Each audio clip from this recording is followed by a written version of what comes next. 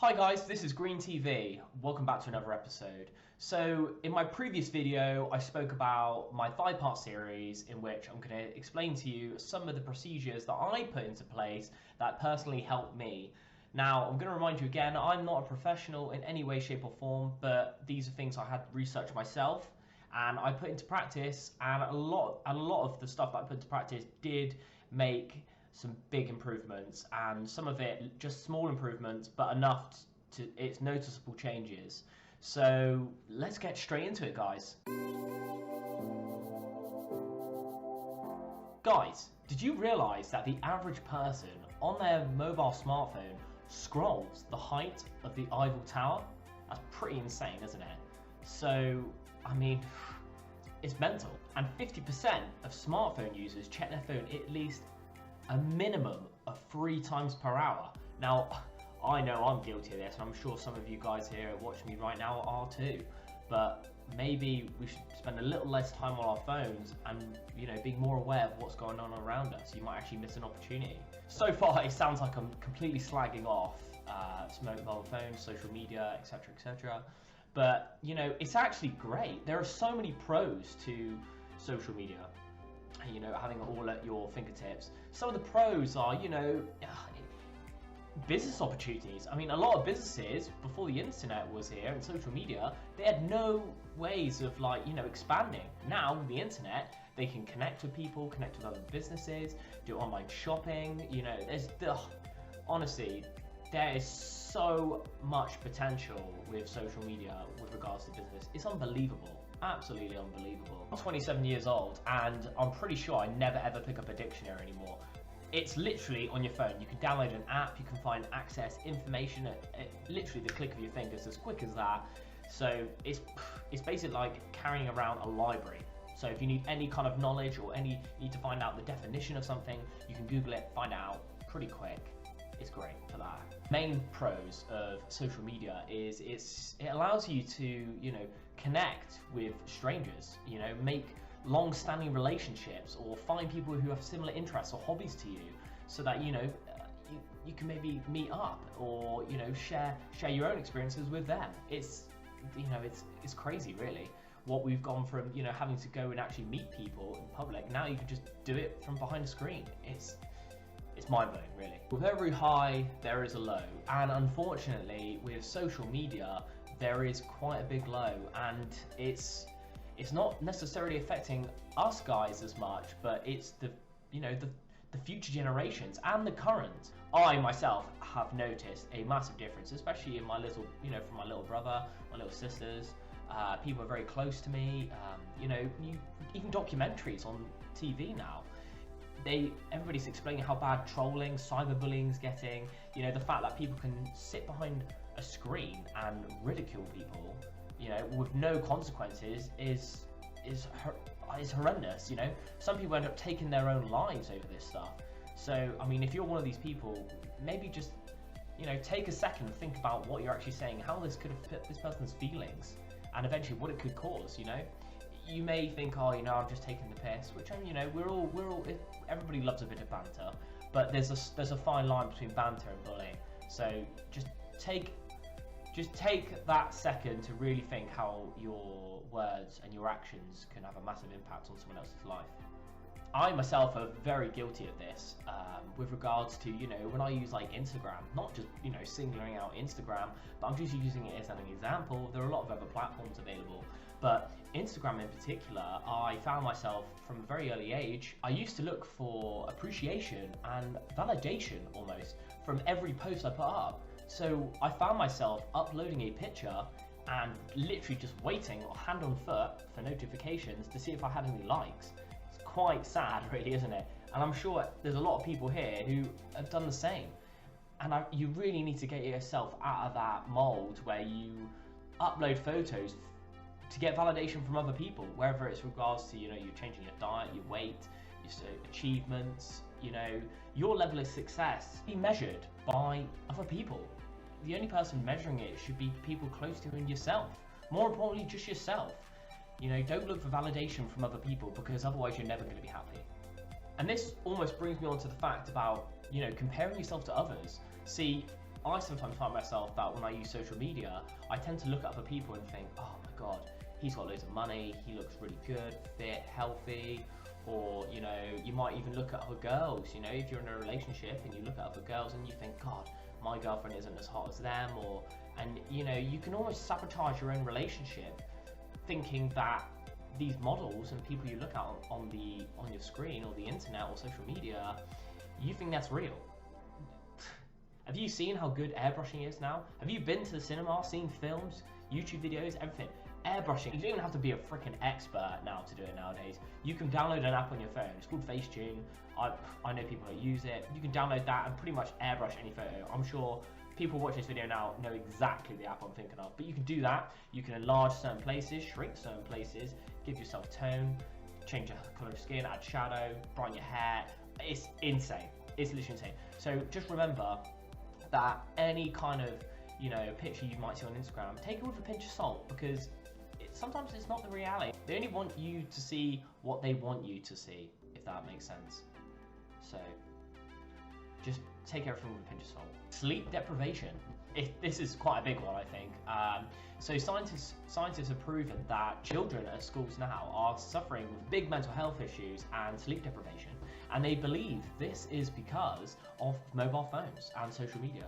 And what they think is that the brain has almost evolved to the point where endorphins come from validation from your social media. So when you're sat in bed and you get a notification, your brain activates because it realizes what the notification sound is on your phone. It's relative to your brain. So essentially, what this means is because your brain can't actively shut off, you never actually get a decent night's sleep, which ultimately affects children at school because they aren't necessarily getting the amount of sleep they need as a person in order to get the most out of their day the following day. So, you know, sleep deprivation is a massive thing, and you can Google it. You know, it's quite a known fact now. And also FOMO. So FOMO is an abbreviation which stands for fear of missing out. Now, a lot of people use that in real life, but also they use FOMO whilst they use social media as well, because, you know, if I see some of my friends go out and they upload, you know, a video on Instagram or Snapchat or what have you, or on their stories, and I see it and I'm here working, or, you know, I'm away, or I'm with my girlfriend, or I'm with my parents, and I instantly feel like, oh, I'm missing out, I wish I was there, because it always looks like they're having such a good time. But I always say to myself, if they're having that much of a good time, why are they sharing it? Do you know what I mean? Surely if you're having that much of a good time, why would you have your phone out all the time?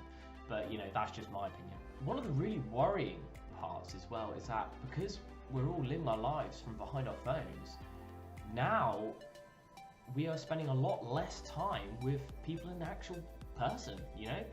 I mean, I'm as guilty as the rest, but I could quite easily message one of my friends and be like, hey man, you know, do you want to have a game? Do you want a game tonight, or do you want to just, you know, grab a beer around mine? And it's, you know, the world is getting so dependent on social media and the way the internet works now that you don't even need to leave your house. So I would say that's actually a con, because there are a lot of experiences that you can have indoors as well as outdoors. So it's finding that right balance, you know, and making sure, you know, not to do anything in excess, because you need to be healthy at the end of the day on both sides. So guys, this brings me on to the conclusion, which is essentially my 5 little tips of how to, you know, control your social media use.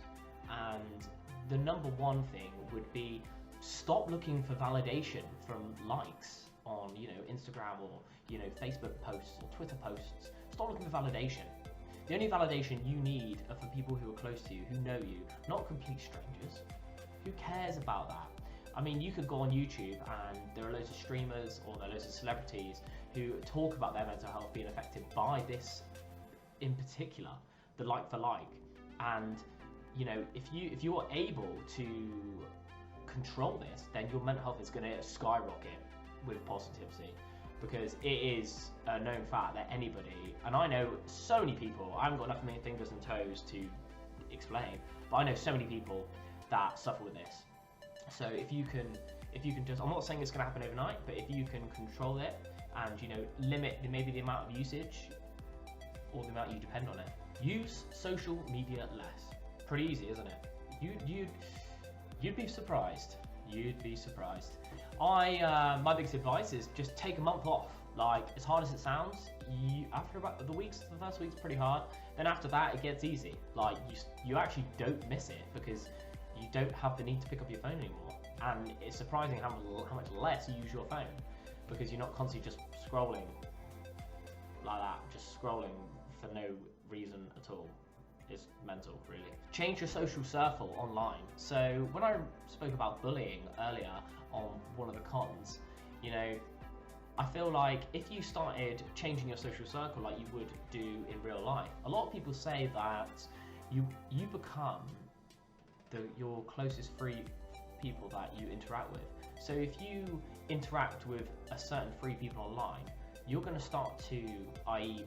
become them, or you're going to surround yourself with negative or positive thoughts. So for instance, if I'm looking at a guy who's earning loads of money, you know, he's got a nice car, nice girls, whatever, you know, whatever. He's acting like Mr. Big Bollocks. So, you know, you're gonna end up seeing that every day. You're basically bullying yourself. You know, like, why would I want to see someone who's doing better than me all the time? It doesn't make any sense. Why was the first thing I want to do in the morning is wake up, scroll my Instagram, be like, oh, he's made more money, he's made more money, he's made more money, and you'll start to, you almost brainwash yourself into depression. It's mental, and I've done it, and I still do it now, and I still punch myself and kick myself every time I do it because I know I'm my own worst enemy, and I'm sure some people are starting to relate to me now, and it's so annoying, isn't it? It's so annoying. But now I've started trying to, you know, read or get up and just have a conversation in the morning instead of just grabbing my phone and scrolling through all the lies that people post online, because none of it's true. It's all make-believe, and it's only what they want you to see. Only share what you want people to see. You know, it makes sense. If you don't want to be judged on social media, then only upload the certain things that you would like to be judged on social media. Now, I've got a few friends who have social media platforms, but they don't do anything with it, and they just use it just to, you know, chat to certain people, or, you know, catch up, meet up, whatever, just keep in contact. But that doesn't necessarily mean you have to tell us about the, you know, the 20 pack of toilet roll you bought at Sainsbury's the other day, or, you know, you just bought a puppy.